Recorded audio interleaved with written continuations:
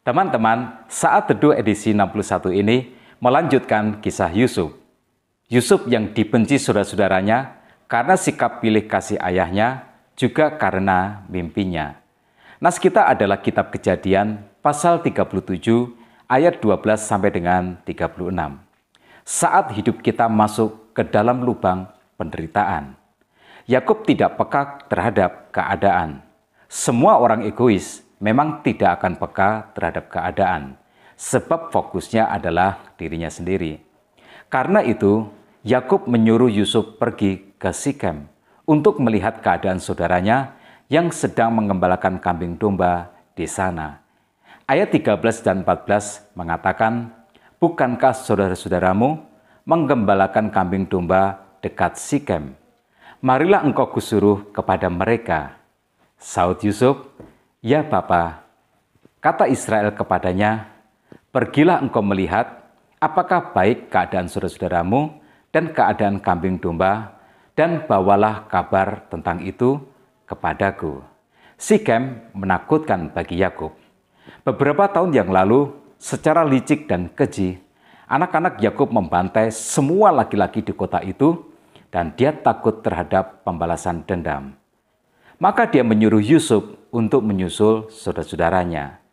Yakub tidak peka sama sekali terhadap situasi keluarganya sendiri. Anak-anaknya sangat membenci Yusuf dan kalau bisa membunuhnya.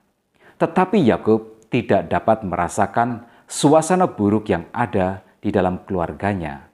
Karena itu, tanpa disadarinya, Yakub mengirim Yusuf kepada penderitaan yang dahsyat yang tak pernah terbayangkan sebelumnya.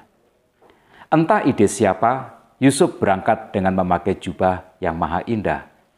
Jubah yang menyimbolkan bahwa Yusuf telah diangkat menjadi pemimpin keluarganya. Jubah yang menimbulkan rasa sakit hati saudara-saudaranya. Yusuf pun berangkat tanpa pernah sadar bahwa itu adalah terakhir kalinya dia melihat ayahnya. Ayat 19 dan 20 bercerita, kata mereka seorang kepada yang lain, "Lihat, tukang mimpi kita itu datang. Sekarang, marilah kita bunuh dia dan kita lemparkan ke dalam salah satu sumur ini. Lalu, kita katakan, seekor binatang buas telah menerkamnya, dan kita akan lihat nanti bagaimana jadinya mimpinya itu." Saudara-saudaranya berniat untuk membunuh Yusuf, tetapi Ruben mencegahnya. Akhirnya Yusuf dimasukkan ke dalam sumur kosong. Ini adalah awal dari penderitaan Yusuf. Yusuf masuk ke lubang penderitaan yang sangat panjang. Melalui berbagai pertimbangan, akhirnya Yusuf dijual kepada pedagang budak dan saudara-saudaranya melaporkan kepada ayahnya bahwa Yusuf telah mati diterkam binatang buas.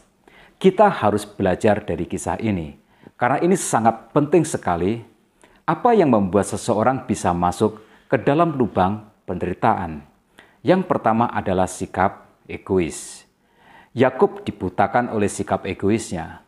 Tindakannya menganak-emaskan Yusuf, membuat kebencian terhadap Yusuf semakin hari semakin bertambah-tambah. Kebencian adalah emosi negatif yang sangat kuat, yang jika tidak dapat dikendalikan akan membawa kepada dosa yang sangat mengerikan. Yusuf hampir saja dibunuh, tetapi menjual Yusuf sebagai budak itu adalah tindakan yang jauh lebih mengerikan.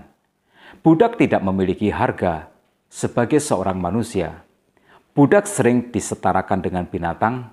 Membunuh budak bisa tidak dianggap sebagai kriminal. Bermula dari sikap egois Yakub, anak-anaknya sangat membenci Yusuf dan menjualnya sebagai budak. Sikap egois bukanlah dosa yang sederhana. Ada orang lain yang nanti akan menjadi korbannya. Sikap egois Yakub mengirim Yusuf kepada nasib buruk perbudakan, penderitaan yang sangatlah panjang. Yang kedua, emosi sesaat. Emosi sesaat dapat mengirim seseorang ke dalam lubang penderitaan. Emosi negatif sesaat yang tidak terkontrol tidak akan dapat menghadirkan kedamaian atau kebahagiaan. Tak ada manusia yang dipuaskan hatinya oleh emosi sesaat pembalasan dendam. Ketika anak-anak Yakub ingin membunuh Yusuf, Ruben berusaha untuk mencegahnya.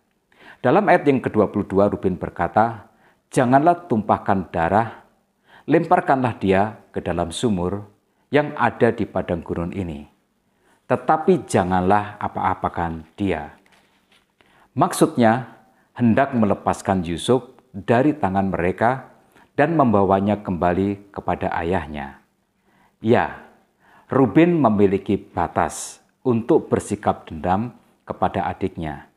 Tidak ada kebahagiaan yang akan hadir dengan mencelakai saudara kandungnya sendiri. Tetapi mungkin saja Ruben ingin menjadi pahlawan dengan menyelamatkan Yusuf, dan dengan begitu dia bisa memperbaiki kesalahannya terhadap ayahnya. Tetapi dendam yang tak tertahan, yang dipicu oleh emosi sesaat, membuat rencana Ruben kalah cepat. Yusuf sudah dijual terlebih dahulu ke pedagang budak. Sejak saat itu, kebahagiaan tak lagi ada dalam keluarga mereka, bahkan setelah bertahun-tahun sesudahnya. Saudara Yusuf masih dibayang-bayangi oleh rasa takut dan penyesalan. Jangan tanyakan apa yang dirasakan Yusuf. Emosi sesaat mengirimnya ke lubang penderitaan yang bernama perbudakan dan nantinya juga penjara. Yang ketiga, jika lubang penderitaan tak terhindarkan, akhirnya berserah dirilah kepada Allah. Tidak ada kata Tuhan di sepanjang pasal 37 ini. Mungkin Musa sebagai penulis kitab Kejadian ingin memfokuskan pada keburukan kisah keluarga Yakub untuk menjadi sebuah pelajaran. Tetapi jika kita sendiri di posisi Yusuf dan menyadari bahwa penderitaan besar tak mungkin lagi untuk dihindarkan, apakah kira-kira yang akan kita lakukan? Tidak ada cara lain selain sikap berserah diri kepada Tuhan. Berserah kepada Tuhan adalah obat untuk semua penderitaan dan kepahitan. Berserah membuat kita ikhlas, berserah membuat kita menitipkan sebagian penderitaan kita kepada belas kasihan Tuhan. Berserah memelihara sedikit harapan, berserah menjaga api iman agar tidak padam. Berserah adalah sebuah pengakuan bahwa Tuhanlah yang mengendalikan keadaan, dan berserah percaya bahwa apa yang ada di dalam kendali Tuhan tidak akan pernah menjadi tidak terkendalikan. Inspirasi dan motivasi apakah yang bisa kita petik dari kisah ini? Jika kita orang tua, bersikaplah adil dan bijaksana. Jangan pilih kasih untuk alasan apapun juga, sebab bukan anak yang ingin dilahirkan ke dalam dunia ini. Jika kita korban kejahatan, berserah dirilah kepada Allah. Tak ada penderitaan yang sia-sia dalam rancangan Tuhan.